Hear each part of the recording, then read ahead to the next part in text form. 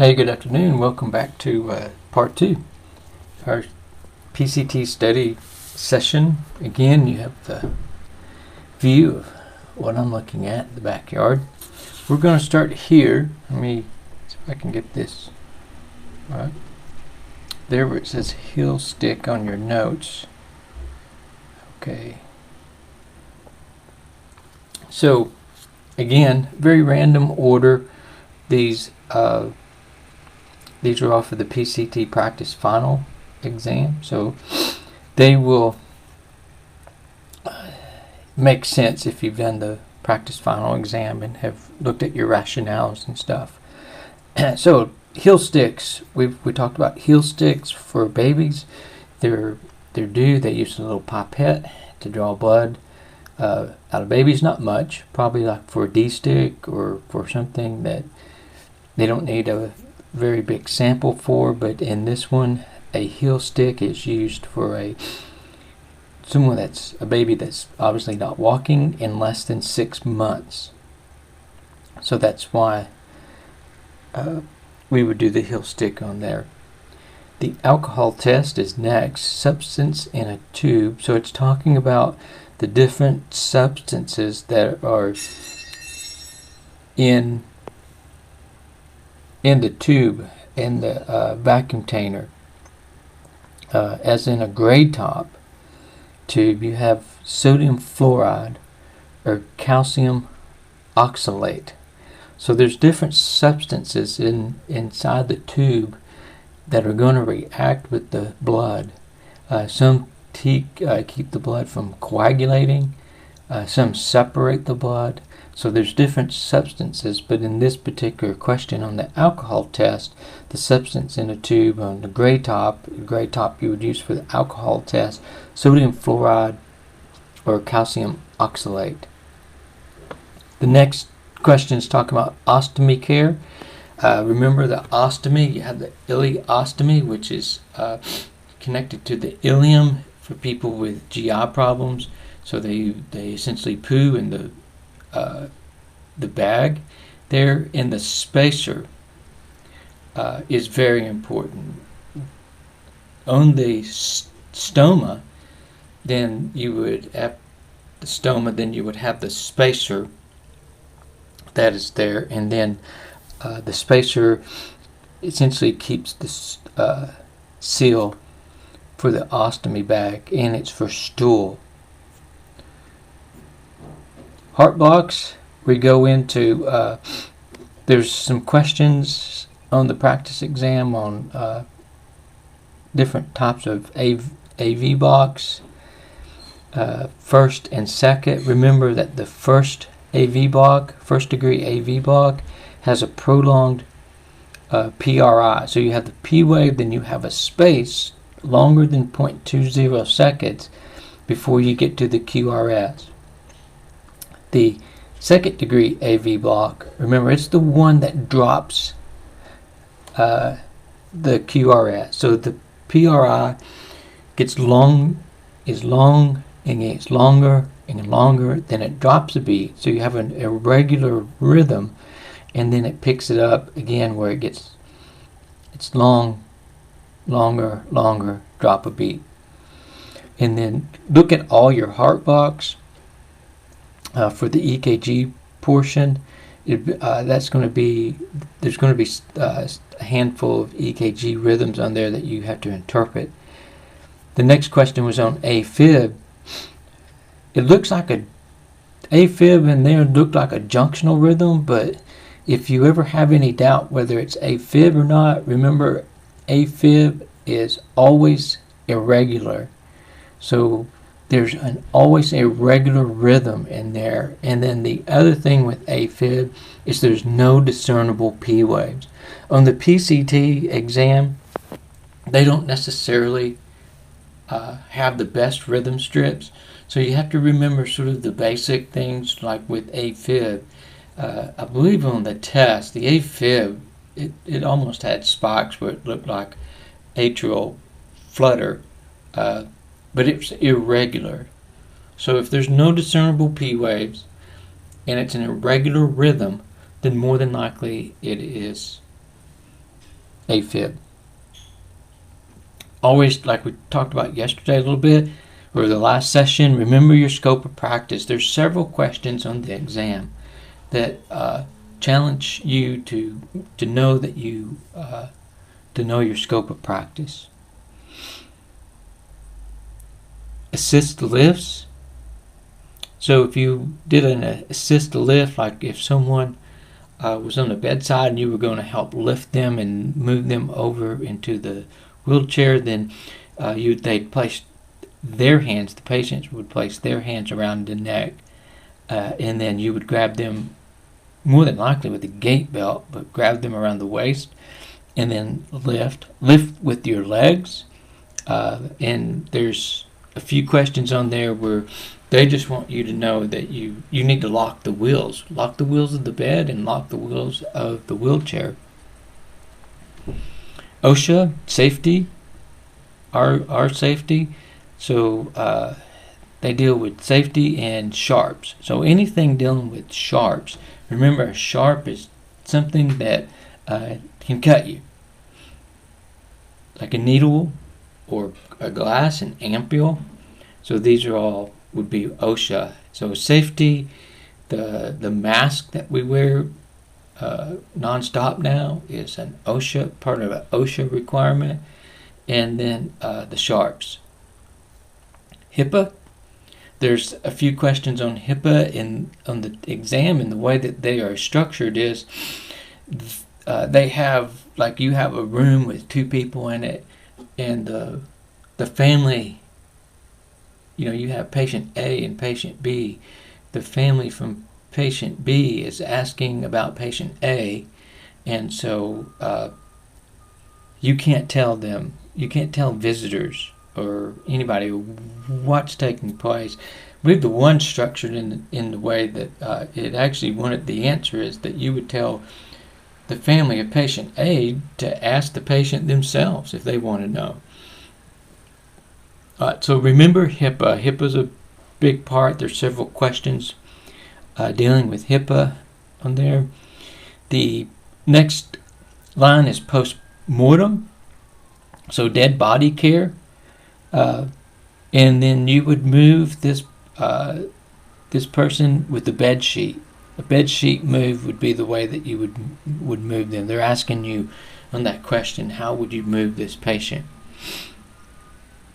And the easiest way is the bed sheet to move almost anybody. Report all abnormal vital signs to the nurse. Especially increase in blood pressure, increase in temperatures.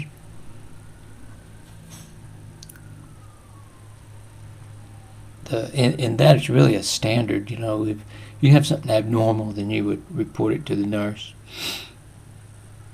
Pressure sores, decubitus ulcers. Move the patient when you're doing your rounding, or you're doing your rounds and you're going room to room. When you move the patient, you look for redness and skin breakdown all the time. That's one of the PCT responsibility, to make sure that you're looking at the patient. You have the most patient contact with them. So you look, when you move them, when you bathe them, you're always looking for redness and skin breakdown, possible bed sores. And then if you see this, then you would report that to the nurse. Another phlebotomy question. The lavender top is used for dermal sites, and the dermal sticks or skin, like D sticks, or just draws from the skin. So this lavender top has a substance in it, like we talked about the sodium fluoride or the calcium oxalate for the alcohol test. This purple top has a substance in it where the blood won't clot. Sweating or diaphoresis, just a vocabulary word. Very important that you know all your vocabulary. You'll be disappointed if you don't. When you're drawing a lab, let's say you have a patient and you're about to draw some lab, and you cannulate the vein, and all of a sudden they feel this sharp pain the response would be you would take the needle out.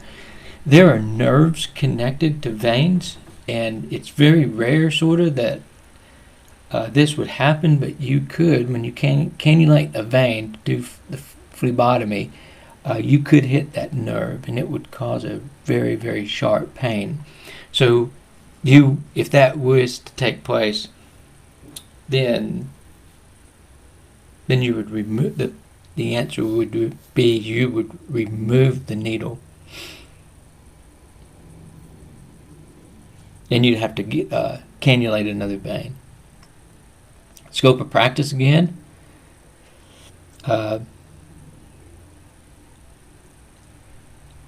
You can help the patient administer their own medicine, but you're not allowed to administer medicine.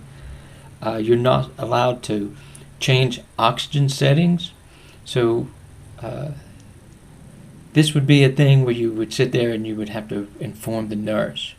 If the patient's unable to take their own medicine, then you would have to inform the nurse. You can only assist them in taking their own medicine, but you can't administer medication as a PCT.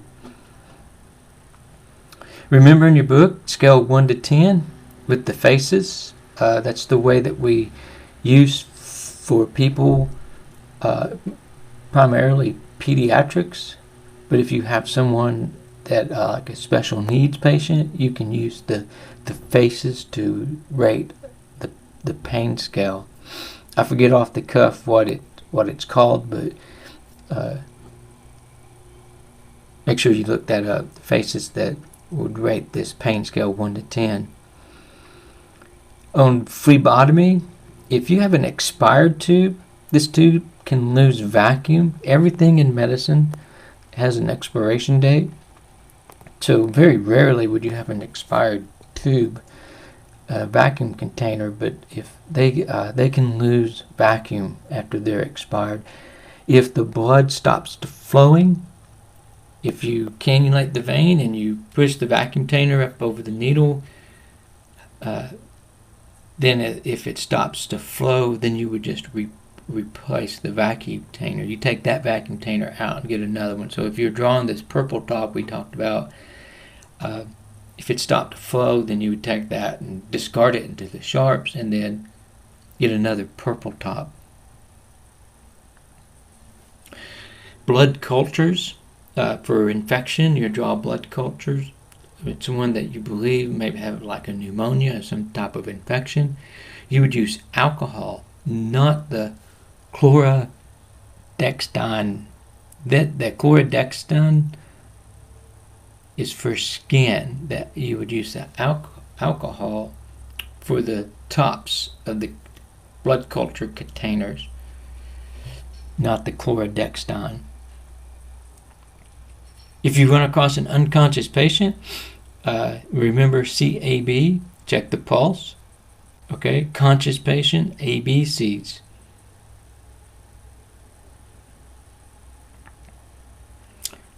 Do you remember that primary assessment?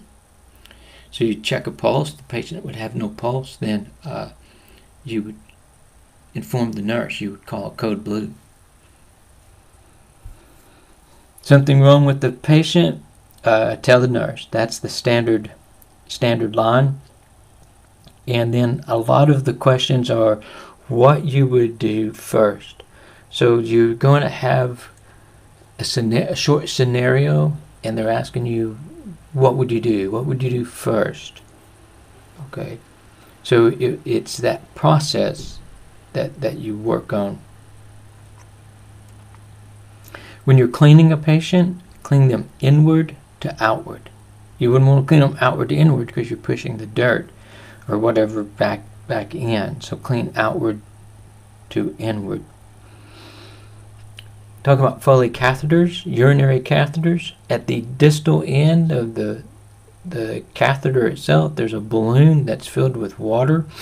So that's why you want to take super good care. It's like 30 cc's of water. So when the nurse because you can't do Foley catheters as a PCT because it's a sterile procedure. So as the nurse inserts the catheter, once they get urine return, what they do, they blow that balloon up. They push 30 cc's of water in that balloon, sort of like an endotracheal tube. They push 10 cc's of air in there, but they push 30 cc's of water in that distal part of the Foley catheter. So when you see the patient has a Foley catheter, you want to be especially careful not to move the patient, because you could cause a urethra tear or pain. If you pull that balloon through the bladder, through the urinary sphincter and into the urethra with 30 cc's of water, it would be very, very painful. They talk about an indwelling catheter, indwelling Foley catheter. This is one that the catheter is, it indwells. A dwelling is a house, so this patient has this catheter all the time. Remember, placing that Foley catheter is outside your scope of practice.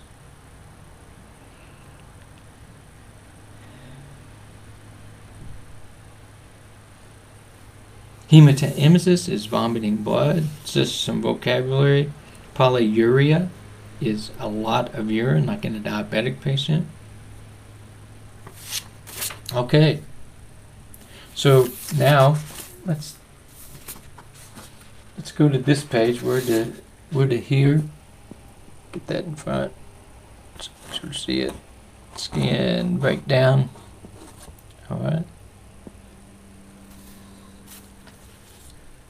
Just like when you're looking for decubitus ulcers, you would look for this redness, and you would use an aseptic technique while cleaning a decubitus ulcer.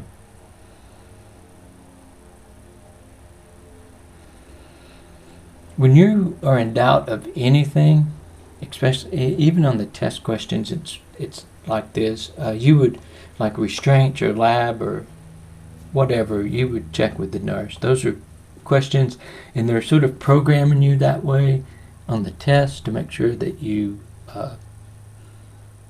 always check with the nurse. They're pushing you that way. The blood pressure, it's a possibility. It's not a firm thing, but it is on the test. Blood pressure inaccurate reading is when the arm is below the level of the heart. So you want your arm above the level of the heart. There is some literature on that, but it's a possibility. So in the PCT exam, they do say if your blood pressure reading it doesn't look correct, make sure that the arm is above the level of the heart. That's not below. Waste management, like say you're cleaning up after a procedure, and then you have things that are going in to the red bag. Make sure that you still use an aseptic technique. You have your gloves on.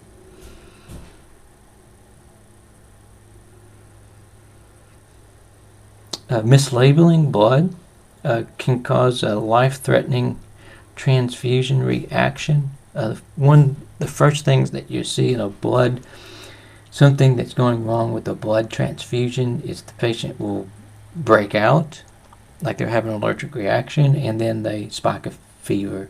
It's life-threatening. So mislabeling blood would cause that transfusion reaction. Peripheral blood smears.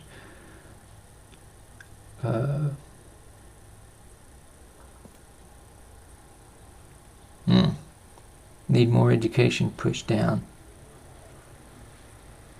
Not sure about that one. We'll just have to go with it. A stress test is given to a patient, a cardiac patient. They do this in the cardiologist office, and they hook them up to the machine, put essentially a 12 lead on them, and they start walking them on the treadmill.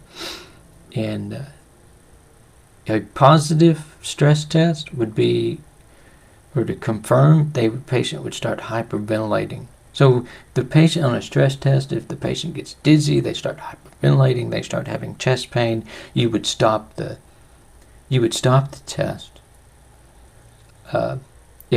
Stop the test, and if the patient collapses, I think that was one of the questions. If the patient collapses, then you would stop the test. Always report a fever to the nurse. Fever is a sign that the body's fighting an infection. Remember Hipaa. There's several things on that. Always report the worst case to the nurse the worst case. These notes are sort of strung out on the larger paper. Tube feeding, when you're like in an NG tube, nasal gastric tube, the tube feeding, the patient needs to be set at a 45 degree or semi-Fowler's position or 45 degree angle. When concerning a fire, then remember RACE. Let me see if I can remember RACE after this long time. Rescue, alarm, confine, extinguish. Woohoo! Okay, so in the hospital, all the doors are fire doors. So if there was a fire, then you would close all the doors. Rescue the patient, close all the doors. That would be containment. Release the tourniquet after 1 minute. So the time for a tourniquet on the arm is 1 minute. It's not very practical. Everybody leaves the tourniquet on there more than 1 minute, but after 1 minute, in the PCT book, it says you would have to release the tourniquet. When you're dealing with patient care, you always confirm the identity. There's typically 3 ways. So you go in there and you ask the patient's name and date of birth. 2, and then you confirm it on their wristband. Some hospitals require 4. They may ask for a name, a date of birth, and something else. Know the average pulse rates for adult and children. In a child, a slow pulse rate is not good, so you would inform the nurse. And then we're back to this blood transfusion. Increased temperature in blood transfusion is bad, like we've already talked about.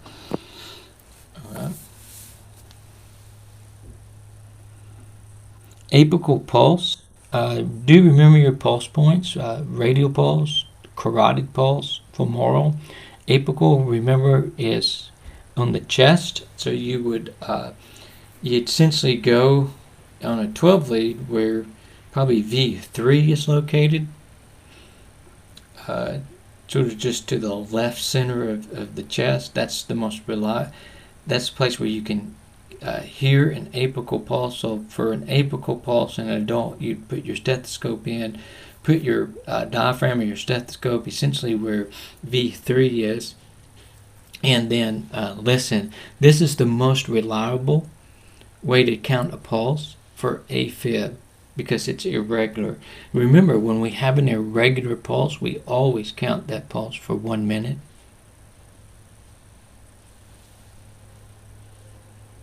All right. Catheter infiltration is the next line on your notes.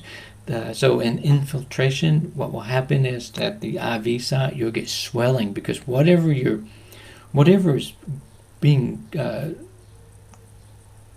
infused into the patient now is being infused into the interstitial spaces, not the vessel. For some reason that the vein has blown. So if you see a catheter infiltration, swelling at the IV site, you would report that to the nurse. Another OSHA question, safe work environment. So OSHA is the government agency that regulates our safe work environment. There's a question on there about lab priorities. In pre-surgical labs have the highest priority. So they don't ask, what lab would you take result would be the most, would have the higher priority. Routine labs don't really have a high priority, but pre-surgical labs have a high priority. And remember, these are all answers to these and sort of an extended rationale behind these questions. So you can go back onto your account, I believe, and look at the questions again. If not on the test, I believe you can still see them on the practice exams.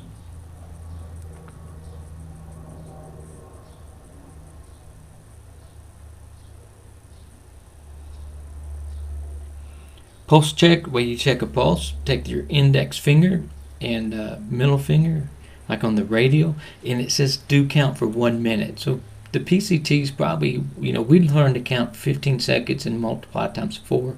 But on here, I believe the test prompts you to count that for 1 minute. Post-op or post-operation temperature needs to be reported first. Temperature in a surgery patient is bad. That means they're spiking a fever to fight an infection. So that is all. That would be reported to the nurse very fast. Red spots or petechiae carry a risk of bleeding. And so when you see this in a blood draw, you see some petechiae, so you have some small bleeding there, you would just apply more direct pressure. Remember, once you remove the needle, then you would apply direct pressure in order to for the blood to slow down, for the bleeding to slow down so it can clot. But red spots or petechiae, the answer would be apply more pressure. Use sheet draws for transfer of body. A Hoyer lift, that sort of crane looking thing that we looked at in school, you still have to sort of roll the patient over there, but a sheet draw is used to transfer a patient. A Hoyer would be used if you have like an obese patient, and so you would still need help with the Hoyer rolling the patient, getting the sort of the tarp underneath them so you can connect it to the Hoyer lift. Now do remember always there's several questions on good body mechanics. Lift with your legs, keep the weight close into you, don't bend when you lift.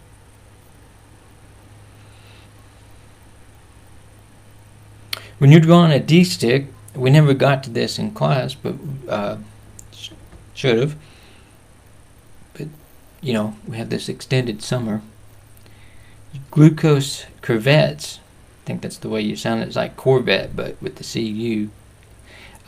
They have a code on it. So each time that you use the glucometer, you scan the chem strip and before you use it. So you scan it and then you scan the code each time. It has a little barcode on it. Blood cultures, use chlorhexidine gluconate to prep the skin. We don't want anything bacteria, anything on the virus or anything on the skin when we're doing blood cultures. It interfere with the test. So they use this chlorhexidine gluconate to prep the skin. Alcohol is not effective as an antiseptic for blood cultures. There was a question, you have some urine on the floor, you just wouldn't wipe that up with the patient's bedgown or something, that you would take, you clean up body fluids, that was a joke, clean up the body fluids with bleach, anything that's on the floor, urine or anything like that. Really typically you'd call housekeeping, but if you don't clean it up, you'd use a bleach solution for the test. Clean up body fluids with bleach. You go in there and you have a patient that you recognize as pulseless and apneic. Remember, apneic is not breathing. Start CPR, then call the code, but always start CPR first. Report to the nurse anything outside of your scope of practice. Need for Foley, anything. I remember this. There's a couple questions on the patient. It has a lot of anxiety built up. Let's say they're going in for a colonoscopy. Oh, my, I'd have anxiety too. To help with the anxiety, you would explain the procedure to them. And usually this helps with the anxiety if it's explained correctly. Skin breakdown. So you do see this red skin. You're in there, you're rounding, you're looking at your patients, and you see skin breakdown. There's a cream called a barrier cream. It's different than other creams. I don't know how, but it's called a barrier cream. So once you see skin breakdown, then you'd go through the order procedure and then put this barrier cream on it. It's not like a regular hand lotion. VFib, we should be familiar with VFib. If you've noticed the patient, you go in the room, you notice the patient's in VFib, call for a code and begin CPR. Oh wow, there's a lot more. Okay. So that's our 30 minutes for today. We're going to we'll begin part 3 with different positions. So this should help you in review for your PCT exam. Keep studying it through your yellow book. Reread the yellow book. Look for the vocabulary. And there's resources online. You Google those, and that would help with the PCT type of questions. Okay, great. Oh, where am I at?